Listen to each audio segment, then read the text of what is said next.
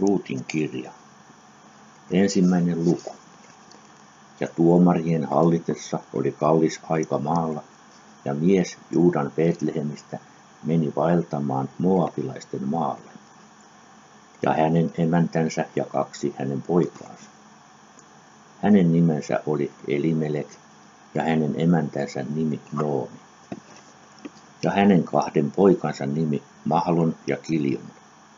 He olivat efraattilaisia Juudan Betlehemistä, ja kun he tulivat moabilaisten maalle, pysyivät he siellä.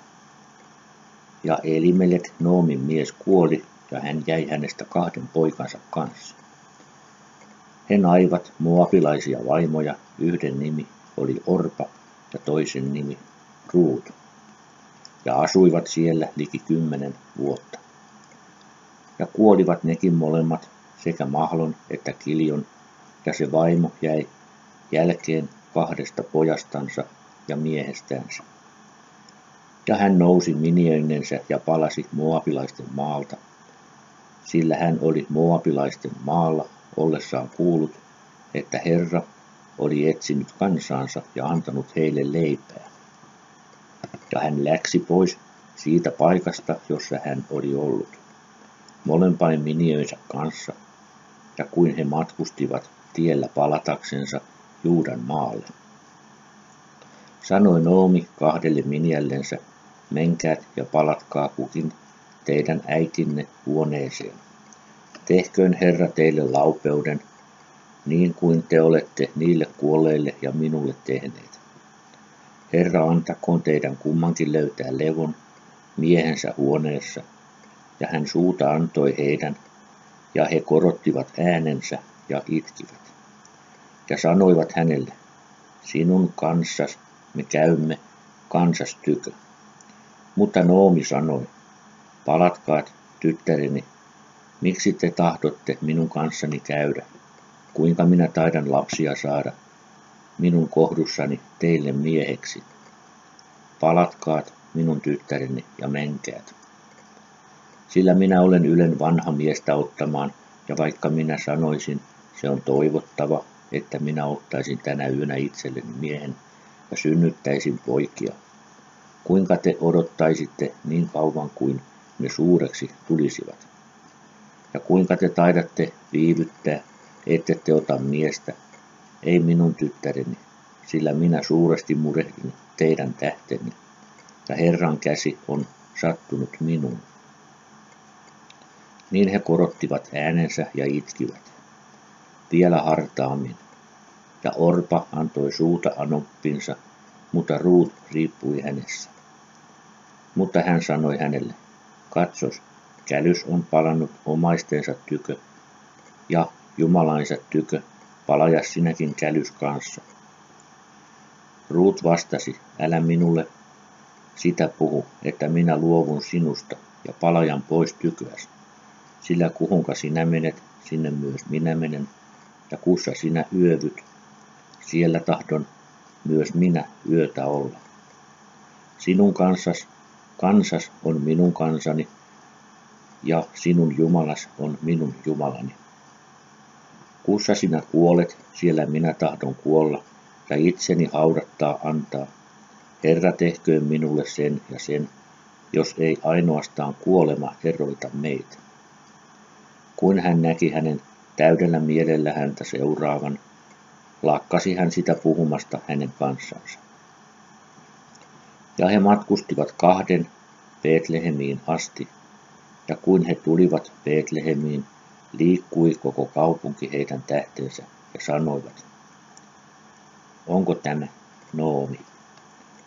Mutta hän sanoi heille, älkäät minua kutsuko Noomi, vaan kutsukaa minua Mara, sillä kaikkivaltias on minun suuresti surulliseksi tehnyt. Täysinäisenä minä täältä läksin, vaan Herra antoi minun tyhjänä palajaa. Miksi te siis kutsutte minua Noomi?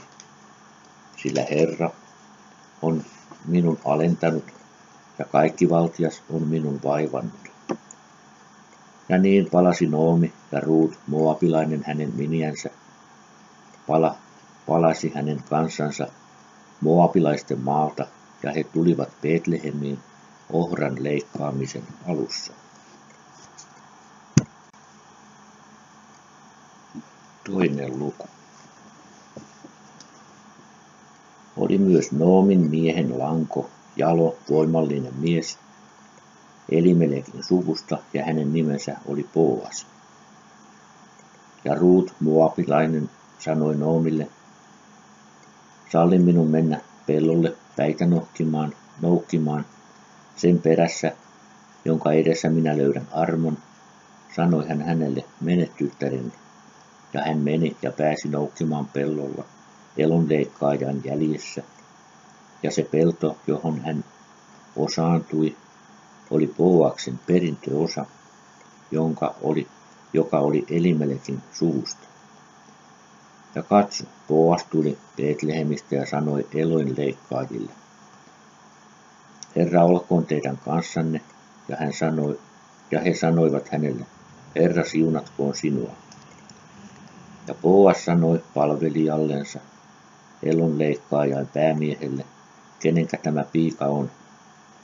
Ja palvelija, elonleikkaajan päämies, vastasi ja sanoi, se on moabilainen piika, joka tuli Noomin kanssa moabilaisten maalta.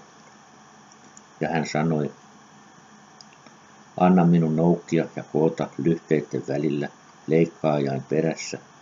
Ja hän on tullut ja seisonut aamusta niin tähän asti, ja on vaan vähän aikaa huoneessa ollut. Ja Boas sanoi Ruutille, kuules minua tyttäreni, älä mene muiden pellolle poimimaan. Älä myös tästä lähde, mutta ole tässä minun piikaini kanssa. Katso visusti, millä pellolla he eloa ottavat, ja seuraa heitä. Minä sanoin palvelijoilleni, ettei yksikään sinua vahingoitse. Ja jos sinä janoat, niin mene astiain tykö ja juo siitä, mitä minun palvelijani ovat ammentaneet. Ja hän lankesi kasvoilleensa ja kumarsi maahan ja sanoi hänelle, minkä tähden olen minä löytänyt armon sinun kasvois edessä, että tunnet minun, joka kuitenkin olen muukalainen. Boas vastasi ja sanoi hänelle, minulle ilmoitettiin kaikki, mitäs tehnyt olet Anopilles. Sitten kuin sinun miehes kuoli, ettäs jätit isäs ja äitis ja isäs maan ja matkustit kansan tykö, jota et sinä ennen tuntenut. Herra maksakoon sinulle työs ja sinun palkkas olkoon täydellinen Herran Israelin Jumalan tykönä, jonka tykö sinä olet tullut turvaamaan hänen siipeensä alla. Hän sanoi, anna minun löytää armo sinun kasvois edessä, minun Herrani, sillä sinä olet lohduttanut minua ja olet puhutellut piikaa suloisesti. Vaikka en minä ole niin kuin joku sinun piioistasi. Boas sanoi jälleen hänelle, koska ruuan aika joutuu, niin tule tänne, syö leipää ja kasta palas etikkaan. Niin hän istui elonleikkaajan viereen, ja hän antoi hänelle kuivatuita tähkäpäitä. Hän söi ja ravittiin ja jätti jotakin tähteeksi. Kun hän nousi poimimaan, käski Boas palvelijoitansa ja sanoi, sallikaa hänen poimia lyhteiden keskeltä ja älkäät häntä häväiskö. Paristelkaa myös sitomista läpimitten hänelle ja jättäkää siihen, että hän ne poimis ja älkäät yksikään häntä nuhdelko. Niin poimi hän pellolla ehtooseen asti, ja hän tappoi ne poimitut ja liki yksi epha ohria, ja hän kantoi ne ja vei kaupunkiin ja osoitti Anopillensa, mitä hän oli poiminut. Toi myös ne ruuan tähteet, joista hän oli itsensä ravinnut, ja antoi hänelle. Silloin sanoi hänen anoppinsa hänelle, kun sä olet poiminut tänäpänä ja kussa olet työtä tehnyt. Siunattu olkoon se, joka sinun tuntenut on. Ja hän ilmoitti anopillensa, kenenkä tykönä hän työtä teki, sanoen, se mies, jonka tykönä minä tänäpänä työtä tein, kutsutaan Boas. Noomi sanoi miniällensä, hän olkoon siunattu Herralta, joka ei ole armotoin enemmän eläviä kuin kuolleitakaan vastaan. Ja Noomi sanoi hänelle, tämä mies on meidän lähimmäisemme ja on meidän perillisemme. Ja Ruut moabilainen sanoi, hän sanoi myös minulle, olen minun palvelijoitteni kanssa siihen asti, kun he lopettavat kaiken minun eloni. Noomi sanoi Ruutille miniällensä, minun tyttäreni, hyvä on sinun mennä hänen piikainsa kanssa, ettei joku olisi sinua vastoin toisen pellolla.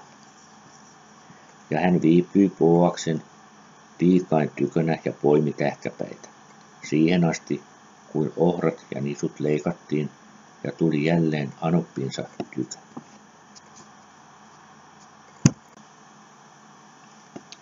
Kolmas luku. Ja Noomi, hänen anoppinsa sanoi hänelle, minun tyttäreni, minä tahdon saattaa sinulle levon, että sinulle hyvin kävisi.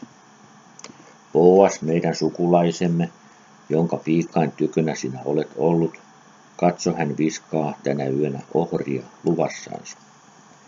Niin pese itses ja voitele sinus ja vaateta itses ja mene luvaan, ettei yksikään sinua tunne, siihen asti, kuin syöty ja juotu on. Kun hän maata panee, niin katso, paikka, kussa hän makaa, niin mene ja nosta vaate hänen jalkansa päältä ja pane siihen maata, niin hän kyllä sinulle sanoo, mitä sinun tekemän pitää. Ja hän sanoi hänelle, kaikki, mitä sinä sanot minulle, teen minä. Ja hän meni luvaan ja teki kaikki, mitä hän anoppinsa hänelle käski. Ja kun Boas oli syönyt ja juonut, tuli hänen sydämensä iloiseksi, ja hän meni levätä yhden kuhilaan taa, ja hän tuli salaisesti ja nosti vaatteen hänen jalkansa päältä ja pani siihen levätä. Puoli yön aikaan peljästyi mies ja käänsi itsensä ja katso, vaimo makasi hänen jalkansa juuressa.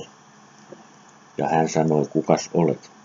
Hän vastasi, minä olen Ruut, sinun palkollisesi. Levitä siipes piikais ylitse, sillä sinä olet perillinen. Hän sanoi, siunattu ole sinä Herrassa, minun tyttäreni. Sinä olet parantanut ensimmäisenä, armotyön sillä viimeisellä, ettes ole seurannut nuorukaisia, köyhiä eli rikkaita. Ja nyt, tyttäreni, älä pelkää kaikki mitä sanot, teen minä sinulle, sillä koko minun kansani kaupunki tietää, ettäs olet kunniallinen vaimo. Se on tosi, että minä olen perillinen, mutta toinen on läheisempi minua. Olet tässä yö, ja jos hän huomenna omistaa sinun, niin se on hyvä, vaan jollei hän tahdo omistaa sinua, niin minä omistan sinun. Niin totta kuin Herra elää, lepää huomeneen asti. Ja hän lepäsi huomeneen asti, ja hänen jalkansa juuressa, ja nousi ennen kuin yksikään toisensa tunsi ja sanoi, ei pidä kenenkään tietämän vaimon luvaan tulleeksi. Ja hän sanoi, anna liinavaatteesi, joka ylläs on, ja ota siihen. Ja hän otti siihen, ja hän mittasi hänelle 6 mittaa ohria, ja pani ne hänen päällensä, ja hän itse tuli kaupunkiin.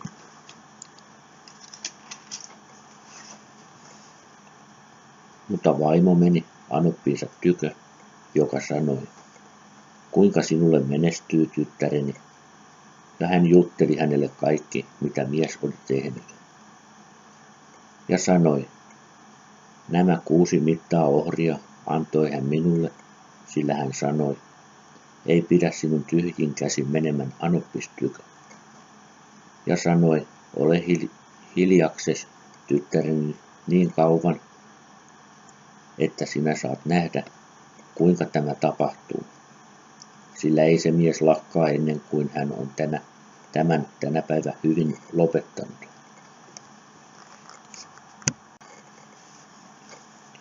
Neljäs luku. Ja Boas meni porttiin ja istui siellä. Ja katso, perillinen kävi ohitse, ja Boas puhutteli häntä sanoen, palaja tänne ja istu viereeni. Ole kukas olet, niin hän palasi ja istui. Ja hän otti 10 miestä kaupungin vanhimmista sanoen heille, istukaa tähän, ja istuivat.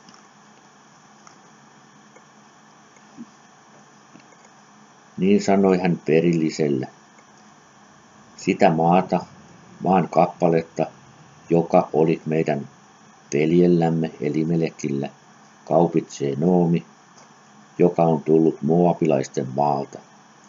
Sen tähden ajattelin minä sen sinulle ilmoittaa ja sanoa, jos tahdot sen todella periä, niin lunasta se tässä kaupungin asuvaisten ja kansani vanhimpain edessä.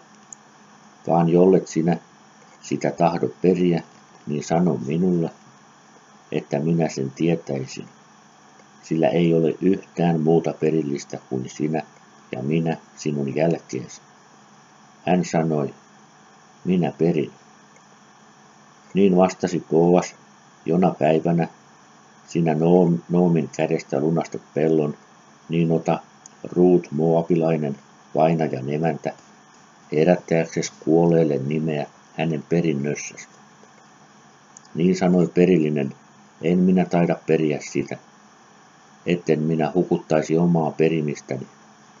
Peri sinä, se mitä sinun tulisi periä, sillä en minä taida sitä periä.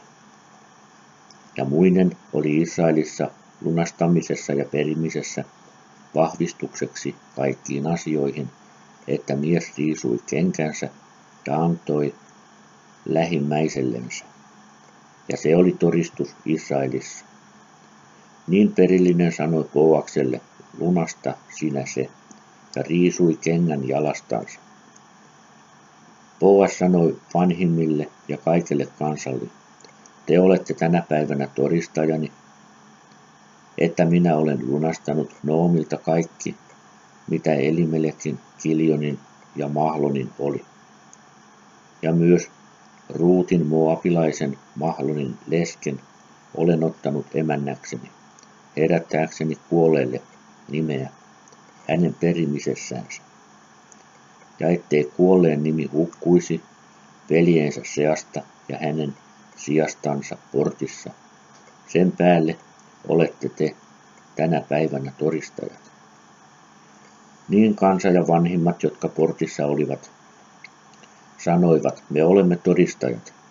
Herra tehköön vaimolle, joka sinun huoneeseesi tulee niin kuin Raakelille ja niin kuin Lealle, jotka molemmat Israelin huoneen rakensivat, ja enentyköön voimas Efratassa ja tullos kuuluisaksi Betlehemissä.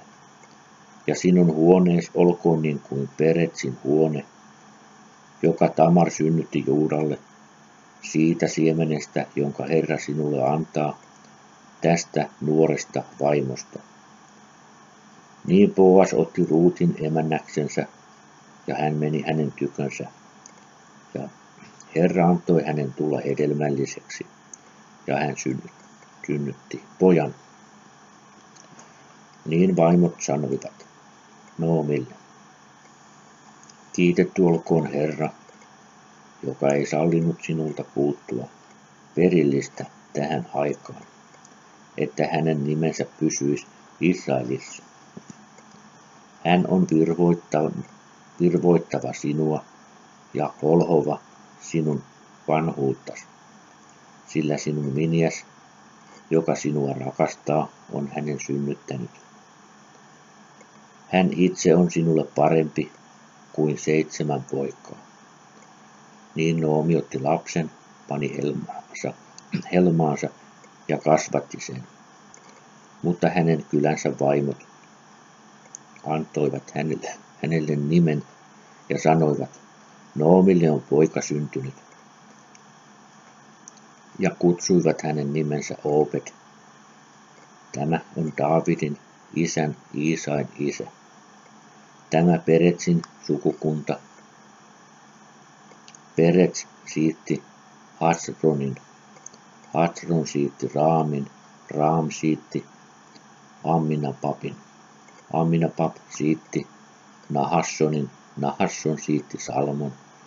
Salmon siitti Boaksen. Boas siitti Obedin. Obed siitti Iisain ja Iisai siitti Daavidin. Ruutin kirjan loppu.